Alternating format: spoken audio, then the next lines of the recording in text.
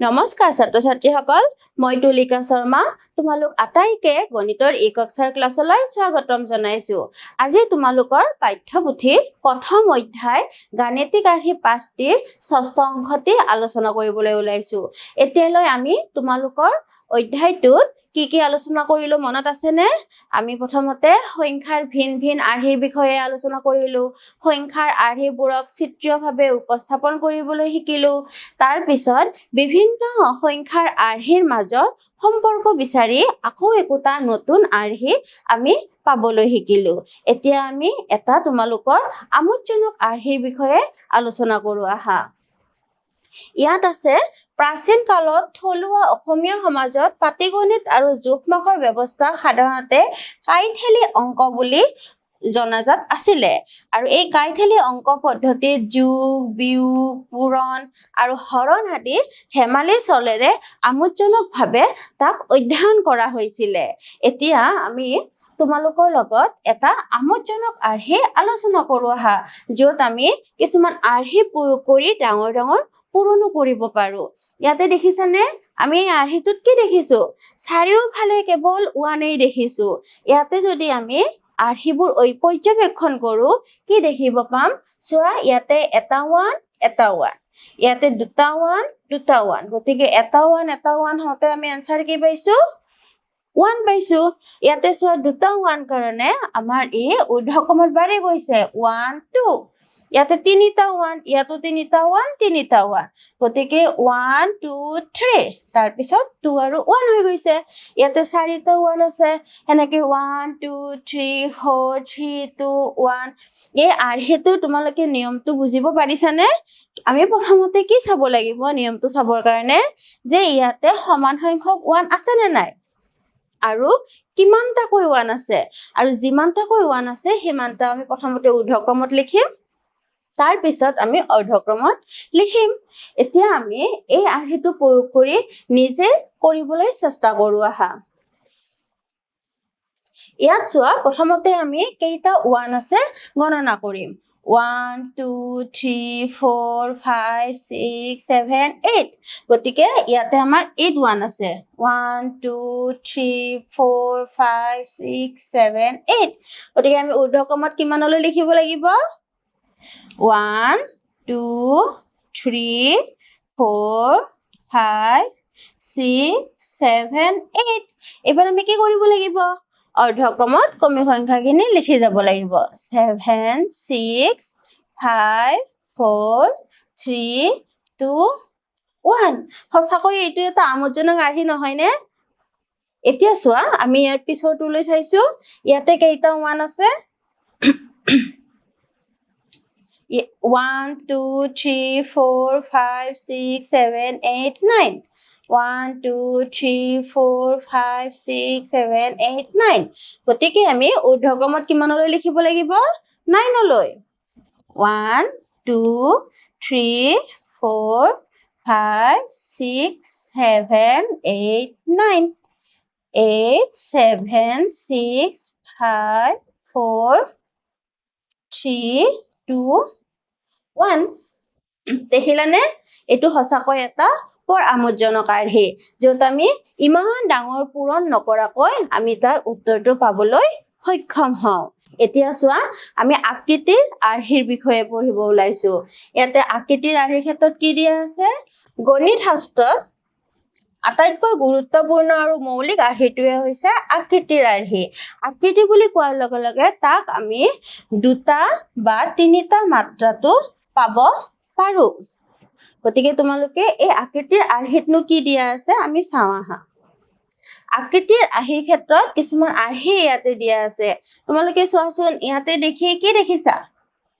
ইয়াতে প্ৰথম আৰ্হিটোত কি দেখিছা কিছুমান আমি ত্ৰিভুজ দেখিবলৈ পাইছো দেখিছানে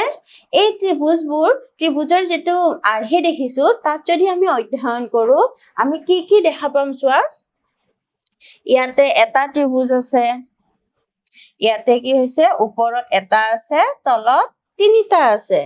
ঠিক সেইদৰে ইয়াতে এটা আছে তিনিটা আছে 1 2 3 4 5 ইয়াতে 5 আছে ইয়াতে কি আছে 1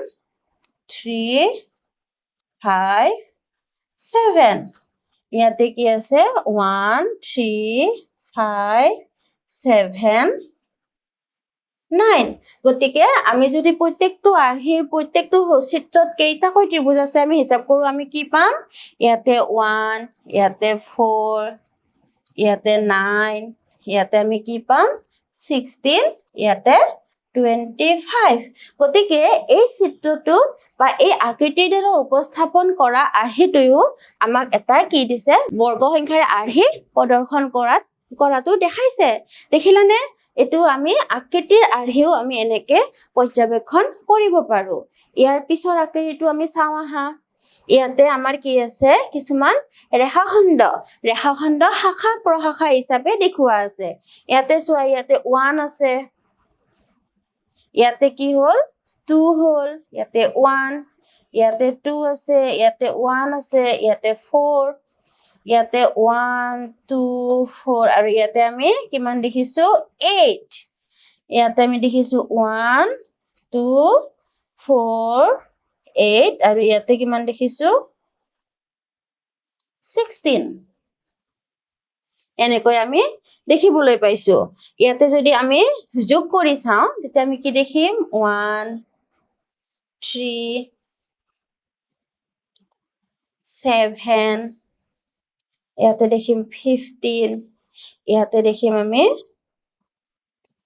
31 এনেকৈও আমি এটা আৰ্হি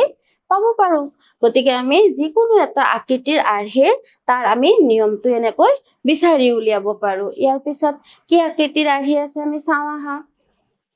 ইয়াতে আমি কি দেখিছো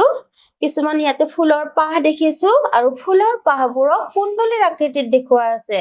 ইয়াতে আমি ফুলৰ পাহ কেইটা দেখিছো 4টা ইয়াতে আমি প্ৰথমতে 4টা লগতে 4টা কিমান হৈ গল 8টা 8টাৰ লগত আৰু 4টা বাঢ়ি গ'লে আমি কেইটা দেখিলো 12টা ইয়াতে আমি কেইটা দেখিছো 16টা গতিকে আমি এই আকৃতিৰ আৰ্হিটোৰ মাজৰো নিয়মটো বিচাৰি উলিয়াব পাৰিছো এতিয়া আমি তাৰ পিছৰ আৰ্হিটো চাওঁ এই 4 নম্বৰ আৰ্হিটো চালে আমাৰ কি হলে মনত পৰে এইটো এটা মকৰা জালৰ আৰ্হি যেন লাগা নাই নে এটো মকৰা জালৰে আৰ্হি হয় আৰু ইয়াতে আমাৰ কি দেখাইছে ইয়াতে আমাৰ 4ডাল ৰেখাখণ্ডই এটা বিন্দুত কটাকটি কৰিছে আৰু লগতে ইয়াক আমি এটা আকৃতি দেখিছো ঠিক সেইদৰে এটোত আকৃতি দুটা হৈ গৈছে ইয়াতে 3টা হৈ গৈছে ইয়াতে 4টা হৈ গৈছে ইয়াতে 5টা হৈ গৈছে গতিকে আকৃতিৰ দ্বাৰাও আমি এনেকৈ কিছুমান আৰ্হি দেখিবলৈ পাওঁ ইয়াতে চোৱা 5 নম্বৰটোত কি আছে 5 নম্বৰটোত আমাৰ ইয়াতে সৰভুজ আমি সকলোতে সৰভুজ দেখিছো ইয়াতে দেখিছো এটা সৰভুজ ইয়াতে দুটা তিনিটা দুটা তাৰ পিছত আমি ইয়াতে দেখিছো 3টা 4টা 5টা আকৌ 4টা 3টা ঠিক সেইদৰে 4টা 5টা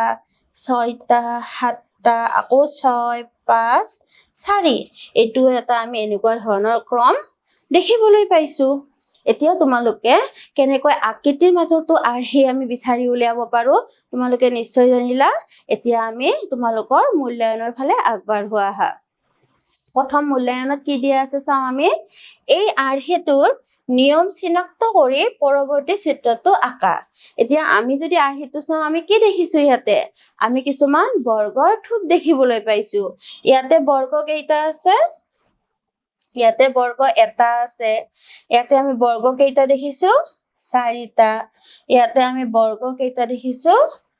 9টা গতিকে ইয়াৰে পিছত বৰ্গ আমাৰ কিমান হ'ব ইয়াতে দুটাকৈ ভাগ কৰিছিলে ইয়াতে 3টাকৈ ভাগ কৰিছিলে গতিকে এতিয়া আমি ইয়াৰে পিছৰ বৰ্গটো কি কৰিম নিশ্চয় আমি 4টাকৈ ভাগ কৰিম এটা বৰ্গ আমি প্ৰথমতে 1 2 3 4 এবাৰ আমি আকৌ এনেকৈ ভাগ কৰিম 1 2 3 4 আৰু ইয়াতে যদি আমি হিচাপ কৰো কেইটা বৰ্গ পাম 1 2 3 4 5 6 7 8 9 10 11 12 13 14 15 16 আমি কিমান পাব পাৰিলো 16 ইয়াৰে পিছৰ প্ৰশ্নতে চাওঁ আহা ইয়াতে কি দিছে প্ৰাচীন কালত থলুৱা অসমীয়া সমাজত পাটীগণিত আৰু জোখ-মাখৰ ব্যৱস্থা সাধাৰণতে দেশ নামেৰে জনাজাত আছিল। আমি এই কথাখিনি এই অংশটিত আলোচনা কৰিছিলো। কি আছিলে? কাইথেলি।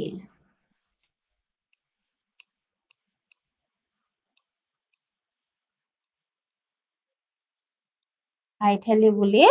জনাজাত আছিলে। গতিকে আজিৰ এই অংশটিত এইখিনিয়ে আলোচনা কৰিলো। ইয়াৰে পিছৰ অংশখিনি আমি পিছলৈ আলোচনা কৰিম। আজিলৈ ধন্যবাদ।